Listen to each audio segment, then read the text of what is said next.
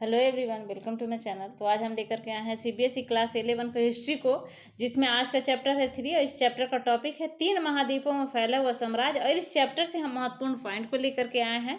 तो आइए देखते हैं इस चैप्टर का महत्वपूर्ण पॉइंट। रोमन साम्राज्य, 3 महाद्वीपों में फैला हुआ साम्राज्य जो था रोमन साम्राज्य। तो रोमन साम्राज्य के बारे में हम लोग जानेंगे। रोमन साम्राज्य काफ़ी दूर दूर तक फैला हुआ था और इस साम्राज्य में आज का अधिकांश यूरोप और पश्चिमी एशिया एवं उत्तर अफ्रीका का काफ़ी बड़ा भाग सम्मिलित था। रोमन साम्राज्य में यूरोप और पश्चिम एशिया और उत्तर अफ्रीका का काफ़ी सब बहुत ज़्यादा भाग सम्मिलित था इस साम्राज्य में, रोमन साम्राज्य में। तो रोमन साम्राज्य बहुत दूर तक फैला हुआ था। रोम के इतिहासकारों के लिए पाठ सामग्री था, पाठ सामग्री, लेखन एवं दस्तावेज एवं भौतिक अवशेष स्रोत सामग्री के रूप में विशाल भंडार उपलब्ध है। वर्ष वृत्तांत में अगर हम देखें तो समकालीन व्यक्तियों द्वारा प्रतिवर्ष लिखे जाने वाले इतिहास के ब्यौरे को वर्ष वृत्तांत कहा जाता था, क्योंकि हर वर्ष इसको लिखा जाता था। तो हर वर्ष प्रतिवर्ष लिखे जाने वाले जो वृत्तांत हुआ करता था उसको वर्ष वृत्तांत के नाम से जाना जाता था, वर्ष वृत्तांत कहते हैं। पैपारस क्या था? तो पैपारस एक सरकंडे जैसा पौधा था जो नील नदी के किनारे उगा करता था। पैपारस का पौधा नील नदी के किनारे उगा करता था, सरकंडे जैसा एक पौधा था जिसपे लेखन सामग्री तैयार किया जाता था, दस्तावेज लिखे जाते थे इस पैपारस के पत्ते पर। साम्राज्य का आरंभिक काल को अगर हम देखें तो साम्राज्य का आरंभिक काल में रोमन साम्राज्य में 509 ईसा पूर्व से 27 ईसा पूर्व तक गणतंत्र शासन व्यवस्था चली थी। गणतंत्र शासन व्यवस्था थी साम्राज्य का आरंभिक काल में 509 ईस्वी से 27 ईसा पूर्व। ईस्वी अगर हम बोलेंगे तो गलत हो जाएगा, ईसा पूर्व। रोम साम्राज्य में 509 ईसा पूर्व से 27 ईसा पूर्व तक गणतंत्र शासन व्यवस्था थी।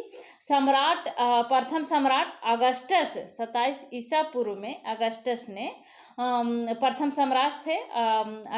प्रथम सम्राट अगस्टस 27 ईसा पूर्व में अगस्टस ने गणतंत्र शासन व्यवस्था का तख्ता पलट दिया और सोमवार को अपने आप सम्राट बन बैठा वहाँ का रोमन साम्राज्य का। उसके राज को प्रिंसिपेट कहा गया। अगस्टस के राज को प्रिंसिपेट कहा गया क्योंकि अगस्टस ने जो गणतंत्र शासन व्यवस्था थी उसको तख्ता पलट दिया और अपने आप को सम्राट घोषित कर दिया था। तो उसके राज को प्रिंसिपेट कहा गया। वह एक प्रमुख नागरिक के रूप में था, निरंकुश शासक नहीं था। रोमन साम्राज्य के राजनीतिक इतिहास के 3 प्रमुख खिलाड़ी, सम्राट, अभिजात वर्ग, सेना। 3 प्रमुख खिलाड़ी थे, सम्राट और अभिजात वर्ग, सेना। तो ये 3 प्रमुख रोमन साम्राज्य के राजनीतिक इतिहास के खिलाड़ी थे। प्रांतों की स्थापना थी, सार्वजनिक स्नानगृह था रोमन साम्राज्य में। और वहाँ के जो पुरोहित वर्ग थे सार्वजनिक स्नानगृह का विरोधी थे, क्योंकि उनको मानना था कि सार्वजनिक रूप से स्नान करने से जल जो है अपवित्र हो जाता है, इसलिए इसका विरोधी थे वहाँ के पुरोहित। और तीसरी शताब्दी में का संकट को अगर हम देखें तो तीसरी शताब्दी में संकट ये थी कि प्रथम और द्वितीय शताब्दियाँ शांति और समृद्धि के लिए तो प्रसिद्ध है, जाना जाता है, आर्थिक विस्तार की प्रतीक भी थी प्रथम और द्वितीय शताब्दियाँ। तीसरी शताब्दी में तनाव उभरा, गृह युद्ध जैसा स्थिति पैदा हो गया था जब ईरान के ससानी वंश बार बार आक्रमण हुए। ससानी वंश था ईरान का, तो ईसानी वंशियों के द्वारा बार बार जब आक्रमण हुआ तो इसी बीच जर्मन मूल की जनजातियां जो थी, फ्रेंक जनजाति, एलमनाई जनजाति और ग्रोथ जनजाति, तो जर्मन मूल के जो जनजातियां थी, तो इन्होंने जर्मन मूल के जनजातियों ने रोमन साम्राज्य के विभिन्न प्रांतों पर कब्जा कर लिया, जिससे साम्राज्य में अस्थिरता आई। और 47 वर्षों में 47 वर्षों में 25 सम्राट हुए। इसे तीसरी शताब्दी का संकट कहा जाता है। पहली और दूसरी शताब्दी शांति के लिए प्रसिद्ध था, आर्थिक विस्तार भी अच्छी तरह से हो रहा था, काफ़ी था। और तीसरी शताब्दी को अगर हम देखें तो तीसरी शताब्दी में तनाव उभर कर के सामने आया, गृह युद्ध जैसी स्थिति पैदा हो गई थी। लिंग साक्षरता और संस्कृति क्या थी रोमन साम्राज्य की। तो लिंग साक्षरता में था एकल परिवार का समाज में प्रचलन था। वयस्क पुत्र भी अपने पिता के साथ नहीं रह पाता था और वयस्क भाई भी अपने भाई के साथ नहीं रह पाता था, एक साथ नहीं रहता था। तो वहाँ पर एकल परिवार का समाज में प्रचलन था। महिलाओं की अच्छी स्थिति, संपत्ति में स्वाभाविक एवं संचालन में कानूनी अधिकार था। महिलाओं की भी स्थिति कुल मिलाकर के देखा जाए तो अच्छी थी। संपत्ति में उनका भी कानूनी अधिकार था। काम चलाओ साक्षरता होना, वहाँ की साक्षरता दर उतनी अच्छी तो नहीं थी, काम चलाओ साक्षरता थी। संस्कृति विविधता थी। आर्थिक विस्तार को हम देखें, वहाँ की आर्थिक स्थिति को देखें तो रोम साम्राज्य का आर्थिक स्थिति एक आधारभूत ढांचा, आर्थिक स्थिति जो थी काफ़ी स्ट्रॉन्ग थी, काफ़ी मजबूत थी। बंदरगाह, खाने, खदाने, ईंट भट्टे, जैतून का तेल के कारखाने अधिक मात्रा में व्याप्त होना और असाधारण उर्वरता के क्षेत्र था। वहाँ पर सुसंगठित वाणिज्य, बैंकिंग व्यवस्था भी थी। धन का व्यापक रूप से प्रयोग होता था। तरल पदार्थों की ढुलाई जिन कंटेनरों में की जाती थी उसको एम्फोरा कहा जाता था। तरल पदार्थ की ढुलाई जैसे जैतून का तेल हो गया तो उसको कंटेनरों के द्वारा ढुलाई किया जाता था, जिसको एम्फोरा कहा जाता था। स्पेन में उत्पादित जैतून का तेल ड्रेसल 20 नामक कंटेनरों में लाया जाता था। जो जैतून का तेल जिस कंटेनर में लाया जाता था उस कंटेनर को ड्रेसल 20 नाम रखा गया था और इस कंटेनर का नाम रखा गया था ड्रेसल नामक पुरातत्वविद थे उन्हीं के नाम पर। श्रमिकों पर नियंत्रण कैसा था रोमन साम्राज्य की? तो दास्ता की मजबूत जड़ें थी। इटली में 75 लाख की आबादी में से 30 लाख दास थे। दासों की पूंजी निवेश का दर्जा था। क्रूरतापूर्ण व्यवहार थी दासों के साथ। ग्रामीण ऋणग्रस्तता थी व्यापक रूप से। अगर सामाजिक स्थितियों को देखें तो सामाजिक स्थितियों में प्रारंभिक राज्य में सेनेटर, अश्वारोही, जनता का सम्मानित वर्ग, फूहड़, निम्नतम वर्ग और दास वर्ग आता था। प्रवर्ती काल अभिजात वर्ग, मध्यम वर्ग और निम्नतम वर्ग, ये सब समाज की श्रेणियां थी। भ्रष्टाचार और लूट खसोट भी समाज में व्यापक रूप से प्राप्त था, व्यापक रूप से था उस समय। परवर्ती काल में रोमवासी बहुत देववादी थे।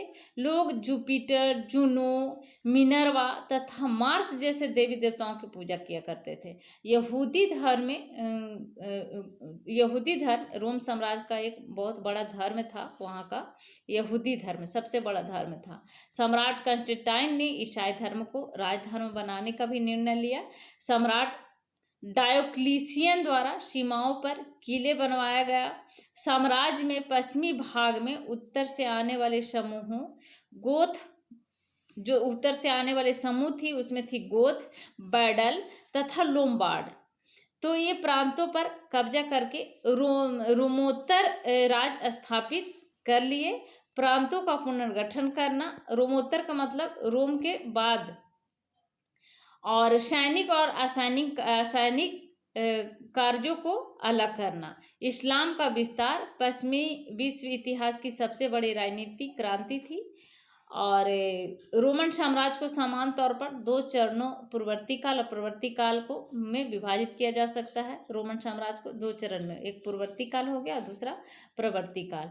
तो इस साम्राज्य में भाषाई विविधता थी, अनेक भाषाएं बोली जाती थी। वहाँ के लोग अनेक भाषा बोलते थे, किंतु प्रशासन कार्यों में लैटिन और यूनानी भाषा, 2 भाषा का ही प्रयोग हुआ करता था। प्रशासनिक कार्यों में लैटिन भाषा और दूसरा था यूनानी भाषा।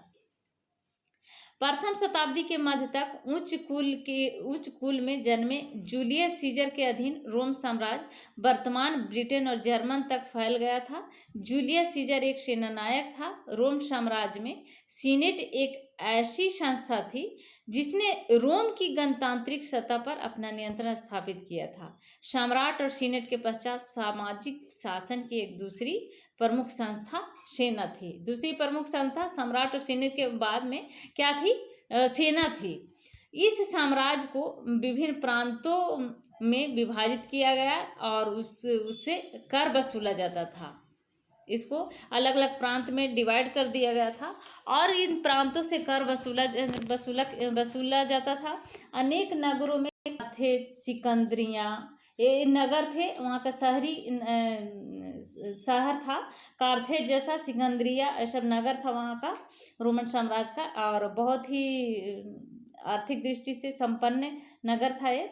एंटियोक भूमध्यसागरीय तटों पर स्थित बड़े शहरी केंद्र थे और ये शहरी केंद्र साम्राज्यिक प्रणाली के आधार पर स्तंभ थे।